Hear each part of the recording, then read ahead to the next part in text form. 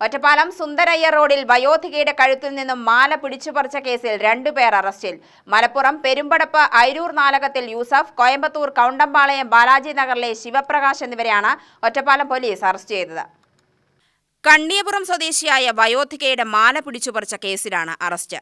മറ്റൊരു മോഷണക്കേസിൽ തമിഴ്നാട് പോലീസിന്റെ പിടിയിലായി റിമാൻഡിൽ കഴിഞ്ഞിരുന്ന ഇരുവരെയും കോടതി മുഖേന കസ്റ്റഡിയിൽ വാങ്ങുകയായിരുന്നു. കഴിഞ്ഞ ജനുവരി 21 വൈകിട്ട് 4ഓടെയായിരുന്നു പിടിച്ചുപറി. മാല മുക്കുബണ്ടമാണെന്ന് തിരിച്ചറിയാതെയാണ് പിടിച്ചുപറിച്ചത്. ബൈക്കിലെത്തിയ ഇരുവരും മാല പൊട്ടിച്ച് ഇതേ ബൈക്കിൽ രക്ഷപ്പെടുകയായിരുന്നു. വീട്ടമ്മയുടെ പരാതി പ്രകാരം CCTV ക്യാമറ കേന്ദ്രീകരിച്ച് നടത്തിയ പരിശോധനയിലാണ് ഇരുവരെയും തിരിച്ചറിഞ്ഞത്. അന്വേഷണം പുരോഗമിക്കുന്നതിനിടെയാണ് ഇരുവരും മറ്റൊരു കേസിൽ കോയമ്പത്തൂരിൽ പിടിയിലായത്. സംഭവം നടന്ന അതേ ദിവസം ഇവർ വടക്കാഞ്ചേരിയിലും മോഷണം നടത്തിയതായി കണ്ടെത്തിയിരുന്നു. ഇരുവരെയും സുന്ദരയ്യ റോഡിലെ സംഭവ സ്ഥലത്തെത്തിച്ച് തെളിവെടുപ്പ് നടത്തി. വെള്ളിയാഴ്ച കോടതിയിൽ ഹാജരാക്കുമെന്ന് പോലീസ് അറിയിച്ചു. SI M Sunil, PH Shabeer, Rajesh, Joseph, Jayaraj, Harshad, Sajith, Sivasankaran എന്നിവരുൾപ്പെട്ട സംഘമാണ് പിടികൂടിയത്.